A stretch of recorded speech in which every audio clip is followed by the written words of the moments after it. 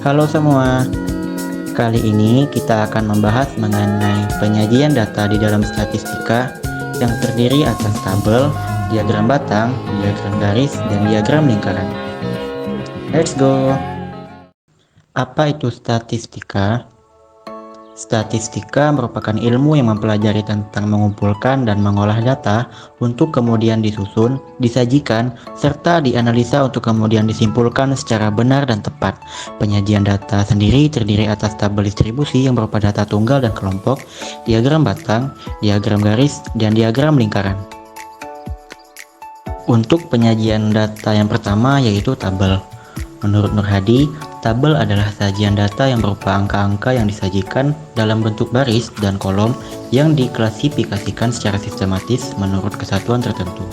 Tabel distribusi frekuensi adalah tabel ringkasan data yang menunjukkan frekuensi pada tiap kelas yang ada untuk memudahkan kita dalam menyajikan dan menganalisis data. Tabel distribusi terdiri atas data tunggal dan data kelompok.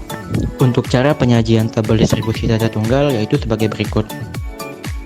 Diketahui, data pada nilai ulangan akhir semester di samping masih berupa data mentah, sehingga kita perlu mengurutkan data tersebut dari nilai yang terkecil hingga yang terbesar untuk memudahkan kita menentukan jumlah frekuensinya. Sehingga diketahui, nilai 30 memiliki 2 frekuensi, nilai 35 memiliki 1 frekuensi, nilai 40 memiliki 3 frekuensi, nilai 45 memiliki 2 frekuensi, nilai 50 memiliki 3 frekuensi, nilai 60 memiliki 3 frekuensi, nilai 70 memiliki 3 frekuensi, nilai 75 memiliki 3 frekuensi, dan nilai 80 memiliki 4 frekuensi. Serta total frekuensinya yaitu 24. Untuk selanjutnya yaitu tabel distribusi data kelompok, yang dimana cara penyajian pada tabel distribusi data kelompok ini yang pertama, kita harus menentukan jangkauannya. Yang dimana rumus dari jangkauan ini yaitu data maksimal dikurang dengan data minimal. Data maksimal di sini yaitu nilai 80 dikurang dengan data minimal yaitu nilai 30, sehingga didapatlah hasilnya yaitu 50. Langkah selanjutnya yaitu menentukan banyak kelas, yang dimana rumusnya yaitu 1 plus 3,3 dikali log n atau jumlah total dari frekuensi, sehingga didapatlah hasilnya yaitu 5,554 dan dibulatkan menjadi 6. Sementara langkah yang terakhir yaitu menentukan panjang kelas, yang dimana rumusnya sendiri yaitu jangkauan per banyak kelas, dimana hasil yang didapat yaitu 8,333 yang dibulatkan menjadi 9, sehingga panjang kelas pada data kelompok yaitu 9.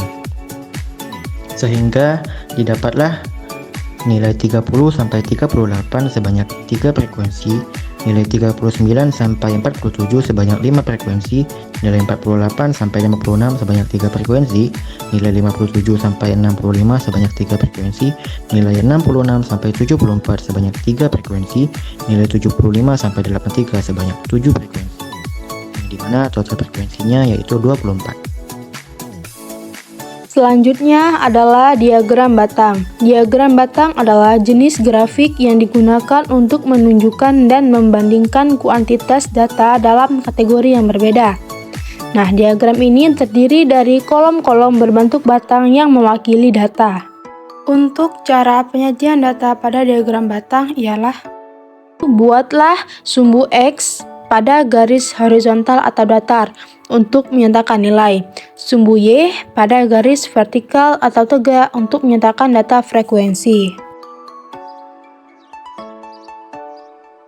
Hingga didapatlah data di mana nilai 30 itu memiliki 2 frekuensi, nilai 35 memiliki 1 frekuensi, nilai 40 memiliki 3 frekuensi, nilai 45 memiliki 2 frekuensi, nilai 50 memiliki 3 frekuensi, nilai 60 memiliki 3 frekuensi, nilai 70 memiliki 3 frekuensi, nilai 75 memiliki 3 frekuensi, dan terakhir nilai 80 memiliki 4 frekuensi. Baiklah, selanjutnya ada diagram garis. Diagram garis adalah penyajian suatu data dengan grafik yang berbentuk garis lurus. Pada umumnya, diagram garis digunakan untuk menampilkan data yang didapatkan dari pengamatan dari waktu ke waktu secara berurutan. Untuk penyajiannya sendiri tidak jauh berbeda dengan diagram batang. Hanya saja pada diagram garis dipasangkan titik terlebih dahulu sesuai dengan data pada tabel di samping. Setelah dipasangkan titik sesuai dengan nilai dan frekuensi pada data tabel di samping, selanjutnya kita bentuk garis sesuai dengan pola pada titik tersebut. Kemudian, jadilah penyajian data dengan diagram garis. Baiklah, untuk selanjutnya yang terakhir yaitu diagram lingkaran. Diagram lingkaran merupakan jenis diagram yang menampilkan statistika data dalam grafik melingkar menyerupai bentuk lingkaran. Di dalam diagram lingkaran terdapat beberapa irisan berisi variabel numerik dan variabel kategori yang mempresentasikan suatu data tertentu.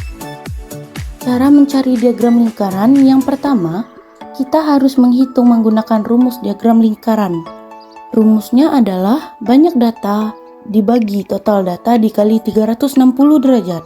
Langkah selanjutnya, kita tinggal membuat diagram lingkaran dan memasukkan hasil yang telah kita dapatkan tadi.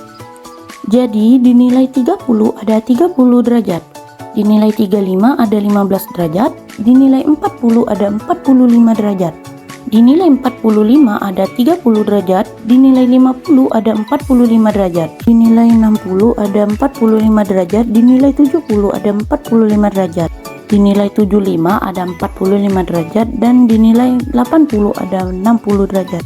Untuk memastikan jawabannya benar atau salah dapat dilakukan dengan menjumlahkan hasil yang telah kita dapatkan. Dan hasilnya benar 360 derajat.